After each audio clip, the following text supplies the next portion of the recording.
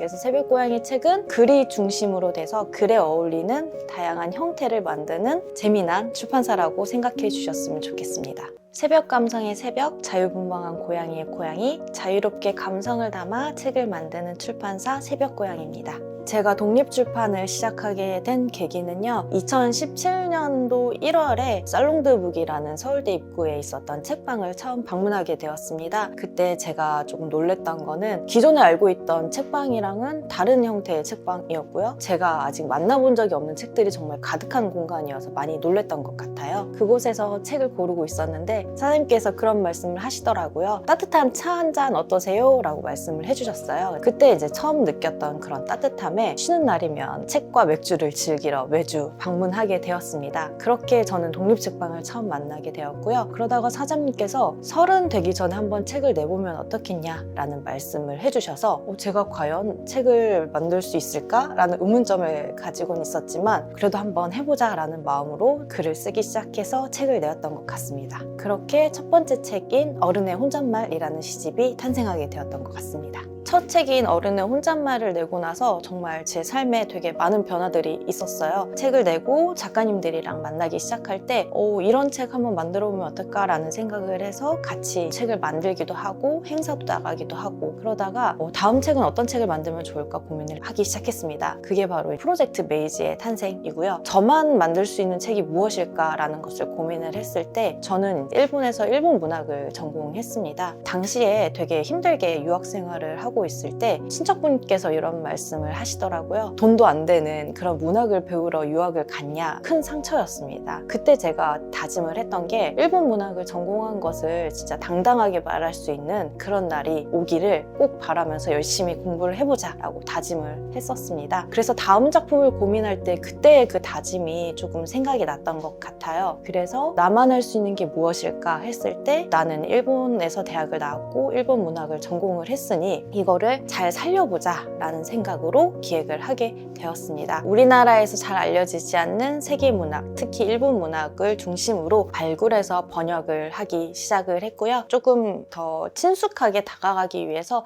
좀 독특한 형태의 책을 만들어서 출판을 하고 있습니다. 프로젝트 메이지는 어떤 형태인가 하면요. 겉으로 봤을 때는 엽서가 아닌가 생각할 정도로 문고판 사이즈의 작은 책입니다. 꺼내 읽는 책이라고 해서 봉투 안에 내지가 들어가 있고요. 꺼내면 사진 한 장이랑 소설 한 편이 아코디언북 형식으로 들어가 있는 책입니다. 시간을 꺼내 듣는 책이라고 해서 오디오북도 출간을 하고 있습니다. 제가 프로젝트 메이지 책으로 독서 모임을 진행을 했을 때 우연히 성우분께서 방문을 해주신 적이 있으세요. 이제 그 분이 프로젝트 메이지 작품에 푹 빠지게 되셔서 이런 제안을 하시더라고요. 오디오북을 한번 만들어 보면 어떻겠냐라는 제안을 해주셔서 같이 제작을 하게 되었습니다. 처음 제작을 할 때 성우분들의 목소리를 먼저 들었고요. 그 목소리를 듣고 어울리는 작품들을 매칭해줘서 5작품을 선정을 하게 되었습니다. 형태에 대해서 고민을 되게 많이 했던 것 같아요. 단순히 오디오북이라는 파일 하나로 남기는 것보다 직접 독자분이 손으로 만지고 직접 들어보고 하는 좀 재미난 형태의 작품을 만들어보면 좋겠다. 그렇게 해서 여러 가지를 고민하고 찾아보던 와중에 자기가 좋아하는 아이돌의 사진을 포토카드로 만들어서 그걸 틴케이스에 보관하는 것을 이제 우연하게 보게 되었는데요. 오디오북도 이런 형식으로 만들면 좋겠다라는 생각을 하게 되었어요. 오디오북이니까 표지에는 카세트 테이프의 디자인을 담았고요. 틴케이스를 열어보면 작품 설명과 함께 포토카드에 있는 QR코드로 그 작품을 들을 수 있는 형태의 작품을 만들었습니다. 여기에서 그치지 않고 문장 스티커를 제작을 해서 스티커로 틴케이스까지 꾸밀 수 있게끔 기획을 했고요. 프로젝트 종이비행기라고 해서 항공권 티켓 모양 책이 또 있습니다. 이거는 영상으로 읽는 여행 에세이예요. 이 형태도 되게 독특하다라고 말씀을 많이 해주셨는데 코로나 시절에 일본과 한국이 무언가를 새롭게 만들고자 한일 공동 출판 프로젝트에 참가를 하게 되었습니다. 제가 한국 대표였고요. 일본에서는 이제 일본 책방 사장님도 계셨고 에디터분도 계셨고 다 같이 이야기를 나눌 때 한 분은 편지 형식으로 뭔가 주고받을 수 있는 걸 해봤으면 좋겠다 라는 분도 계셨고 티셔츠에 QR코드를 넣어서 들어가서 QR코드를 인식을 하면 글을 볼 수 있으면 좋겠다라는 제안을 주셨어요. 근데 제가 그걸 듣고는 저는 되게 여행을 좋아하는데 코로나 시기에는 여행을 못하니까 그러면 이 모든 아이디어를 하나로 합쳐서 만들어 보는 건 어떨까요? 라고 아이디어를 내게 되었습니다. 봉투 안에 사진이 12장이 들어가 있고요. 그 뒤에는 이제 QR코드를 넣어놔서 QR코드를 인식하면 그 사진 속 영상이랑 같이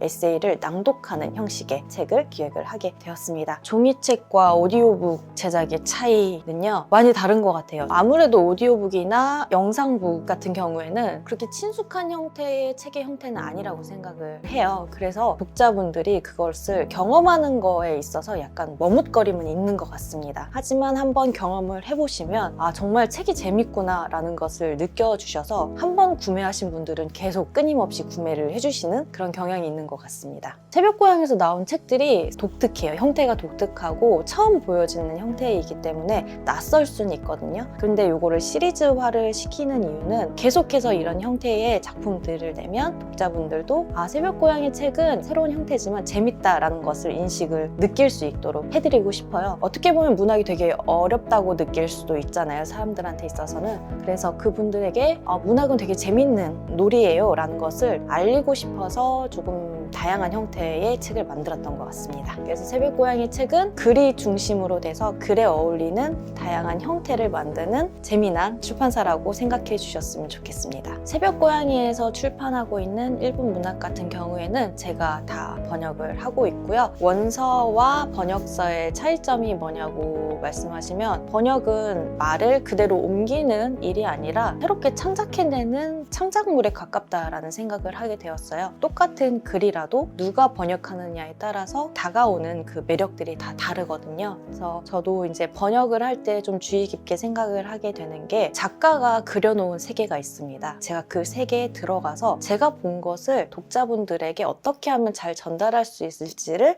생각하면서 번역을 하게 되는 것 같아요. 이러한 점들이 조금 매력이 다르게 느껴지지 않을까 생각이 듭니다. 2013년부터 오카야마 문학 페스티벌이라는 일본의 북페어에 초대가 되어서 4년째 지금 참가를 하고 있습니다. 매년 느끼고 있는 점이 뭐냐면 참가하시는 출판사들의 라인업들이 그렇게 크게 달라지지는 않았던 것 같아요. 오카야마에 사시는 분들도 생각을 하시는 게 매년 나는 이 출판사를 만나는구나, 1년에 한 번씩 만나는 자리 같은 느낌으로 진행을 하고 있는 게 저의 개인적인 생각이었습니다. 그래서 새벽고양이도 처음 참가했을 때는 되게 낯설고 이 책을 어떻게 전달하면 좋을지에 대한 어려움들이 있었는데 매년 참가하면서 작년에도 오셨죠? 라면서 알아봐 주시는 분들이 생기시더라고요. 그러면서 올해에는 또 어떤 책들이 나왔나요? 라고 말씀을 해주신 분들이 계셔서 앞으로도 매년 오카야마에 있는 분들을 만나러 간다라는 생각으로 저도 참여를 하고 있습니다. 그리고 또 되게 신기하게 생각이 들었던 점은 일본에서 북페어는 되게 모든 연령의 사람들이 책을 즐기는 그런 페스티벌 같은 느낌이란 생각이 들었어요. 그래서 일반 에세이뿐만 아니라 동화책을 사러 오는 어린 아이들도 있고요. 나이가 많으신 분들도 다양한 형태의 책들에 대해서 관심을 가져주시고 또 책을 구매해 주시는 경우도 있고요. 그래서 전 연령이 즐길 수 있는 문화가 책이구나 라는 것을 느낄 수 있었던 게 바로 일본의 북페어였던 것 같습니다. 일본에서의 독립출판물과 한국에서의 독립출판물은 살짝 차이가 있는 것 같다는 생각이 들었습니다. 왜냐하면 일본에서는 독립출판이라고 하면 유통되지 않는 진해 형태가 중심적으로 독립출판물이라고 부르고 있고요. 우리나라 같은 경우에는 독립출판사들도 많은 것 같아요. 그래서 정말 어떻게 보면 잘 만들어진 책들이 좀 많은 것 같습니다. 저는 사실 일본의 출판물들이 되게 매력적으로 느껴졌어요. 왜냐하면 우리나라에서 볼 수 없었던 형태라든지 종이라든지 판형이라든지 이런 거를 보면서 되게 참신하다라고 느낀 점이 많았는데 막상 이야기를 해보니 일본도 똑같이 느끼고 있더라고요. 그래서 새벽고양이 책의 형태가 독특한 것뿐만 아니라 저희 세구서림 책방에도 다양한 형태의 책들이 있습니다. 그런 책들을 소개할 때마다 한국에서 좀 새로운 걸 잘 시도하는 그런 출판물들이 많구나라는 것을 이야기를 하면서 우리도 이런 걸 배우고 싶다라는 이야기를 많이 해주시더라고요. 그래서 제가 생각하기로는 서로가 서로를 부러워하고 있는 관계가 아닌가라는 생각이 듭니다.